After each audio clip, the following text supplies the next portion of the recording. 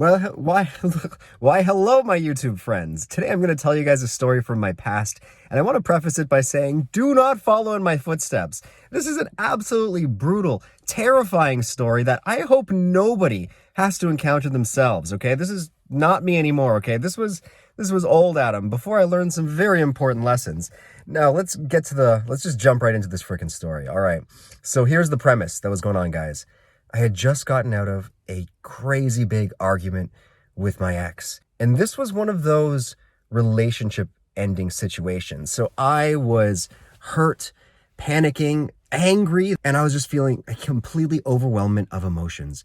So what I did was I fell back on bad things, for lack of a better word, that I shouldn't have done. I remembered that I had what I thought was one pill of MDMA in my basement. First of all, I drank a bunch of alcohol to try to soothe myself. That didn't work. You know what? I know I've got one pill of MDMA left, and I just really want to counter these negative emotions I'm feeling and just feel good. And my plan was to take it, lay down, and go to sleep on the floor in my basement. All right. So I reached for where the pill was. It was this little blue capsule. And I thought, you know what? I better be smart. I better be smart and weigh out exactly what I left in this capsule. So I weighed it out and I thought, you know what? I'm going to take a bigger than average dose this time because I really just want to zen the fuck out and just let this go and then deal with my heartbreak the next morning. Oh man. So what ended up happening was I poured the capsule into my scale, and normally you'd take like 100, 150 of M. This time I was like, nah, man, let's go up to like 230, 240. So I weighed out 240 from the capsule, which was basically the whole capsule. I was like, all right, this is a good dose capsule. Yeah. Oh shit, man. And I immediately mixed it in water, dropped it down my gullet, because if you do it that way, it's going to kick in faster. Meanwhile, what I didn't realize was this was not M. And I didn't actually realize what I had taken until the next day. So that's a huge part of the story that I really want to pinpoint right away, just so you know what's moving forward. But keep in mind, I thought it was M. No part of me remembered that I'd actually changed the contents of that container. In my drunken state, in my emotionally damaged, hurt state, I didn't remember. So I drank it, and immediately I started to gag. I almost spit it out right away because I was like, oh, that doesn't taste right. That tastes different. So that was my first inkling. And then I was like, all right, maybe, whatever. I just brushed it off. Oh, I guess I just forgot what it tasted like. Oh, man. So when I laid down in the basement, grabbed my blanket, shameless plug for my Trip blankets, one of those mushroom ones that you can buy on our site, sexsubstance.shop, and I laid down. And not even 5 minutes goes by, and I got the alarm bells going off that something isn't right here. This isn't feeling like M. I stood up, and immediately I had felt like I lost control of my legs. It was like my legs didn't want to move. They didn't want to work. I felt like I was losing control of all motor skills. And if you know what to expect from a substance, and it gives you the complete opposite experience, and you're convinced that you took the substance you thought you took, my first gut reaction was, I'm dying. I'm dead. This is it. This is how I go. I just killed myself. Because I could barely walk. I was like, oh my God, I'm having serotonin syndrome. I'm overdosing. I immediately thought I must have weighed it out on the scale wrong. Because keep in mind, I was drunk. I was like, maybe I didn't weigh out 200. Maybe it was more like, I don't know, 800 or whatever. I thought it was like maybe a gram that I accidentally took. I was freaking out. I was like, I'm having organ failure. I'm dying. So I mustered every ounce of strength that I could, crawled my way up the stairs, 3 sets of stairs to get to the top of the house. And I turned the lights on, immediately woke up my ex, and I was like, you need to call the hospital. I'm dying. You need to call the hospital. And after this point, I blank out, completely blank out. I come to, and I'm downstairs, and I have no connection to the physical world whatsoever. I was in a place that I could only describe as absolute hell. I don't have any words to do justice how terrifying this space I was in. I didn't know who I was. I didn't know I had a body. I knew nothing. I just knew that there was like 6 figures surrounding me. The paramedics, okay? 6 people are surrounding me. And I can't make anything out. I had a slight inclining that the one person, who I'm assuming was a different gender from the rest, was supposed to care about me. But I knew inside that they didn't. But it was like I was latching on to trying to find any resemblance of care and comfort, because I didn't even know what a human was, what a body was. I knew nothing. My mind had been erased. And so like I remember reaching out and like trying to grab her and hold her hand, and then like sitting on the couch, and they're all like telling me to sit down. I don't even know what this word sit down, what does that mean? I'm standing up at the edge of the couch looking around like, oh my God, sit down, get up, look around. And I thought that I was surrounded by like 6 demons that were there to infinitely torture my soul. Straight up, that's what I thought.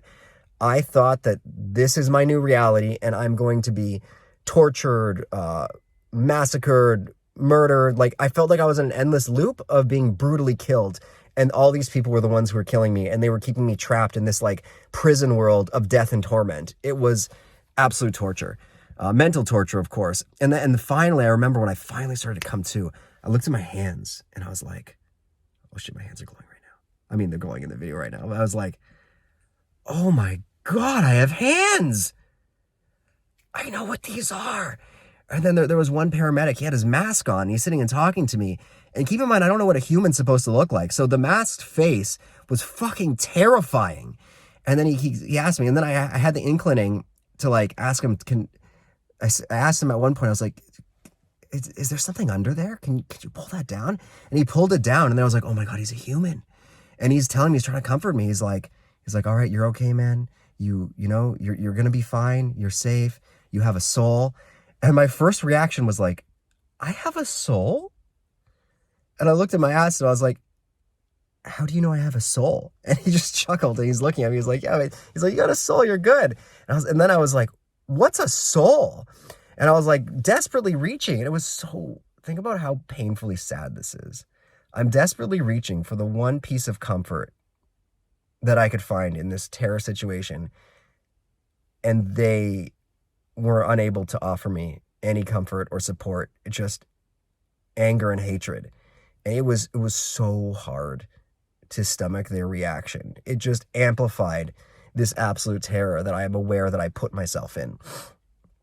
And they communicated and they wanted to take me to the hospital, and I'm starting to come to. I'm starting to realize that I can move.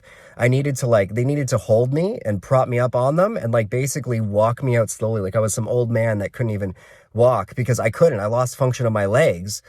And we're asking him the ambulance. I was like, how do you know I'm not having organ failure? I started to come through. He's like, oh no, man, trust me, you'd be sweating a lot if you had serotonin syndrome or organ failure. And I was like, oh yeah, that makes sense.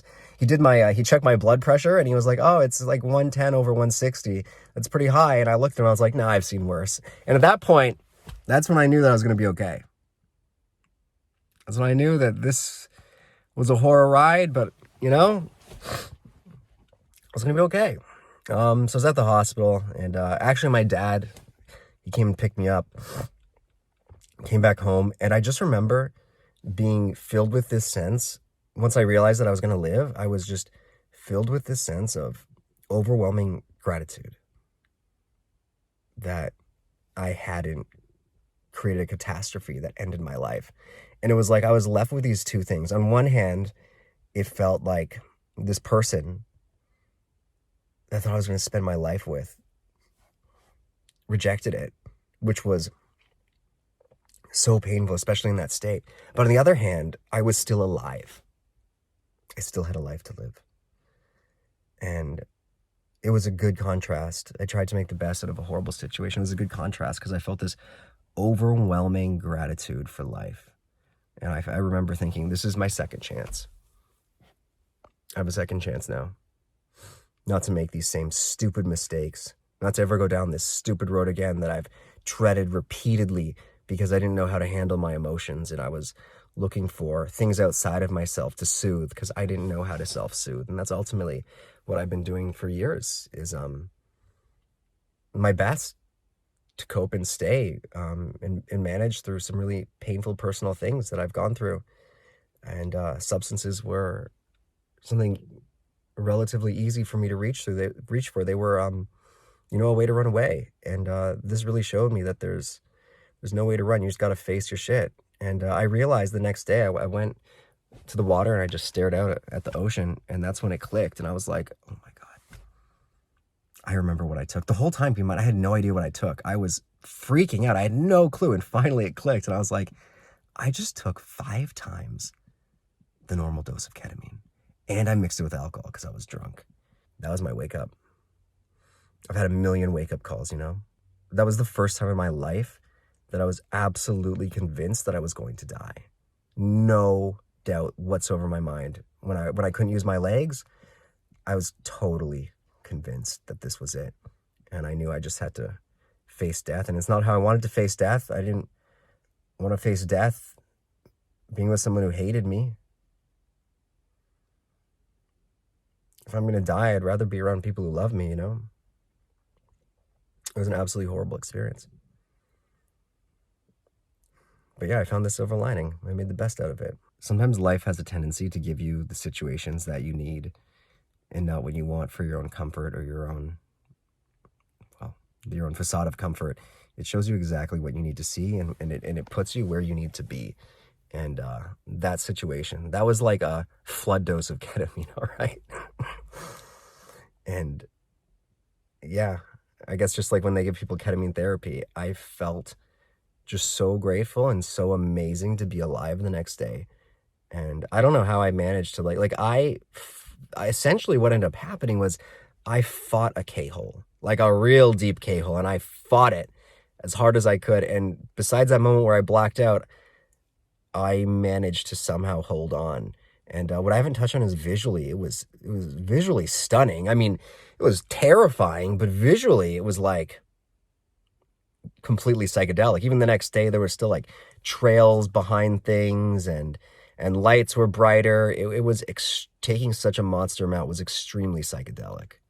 Extremely psychedelic. At one point when I was coming to, like, everything was made out of spiraling vortexes of energy. And keep in mind, I was in too much terror to really appreciate any of it. Now, keep in mind also, like, it would be very different if I went into this knowing that I was taking a big dose of ketamine. Okay, knowing that, like, what ketamine does is an anesthetic, like, it's going to knock you out, like, expecting to be knocked out, versus in my mind, if I gave in and allowed myself to fall asleep, I thought I was never going to wake up again.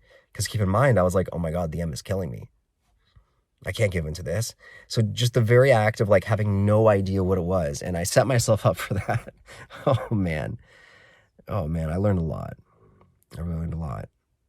And I feel like I've had so many of these experiences, right?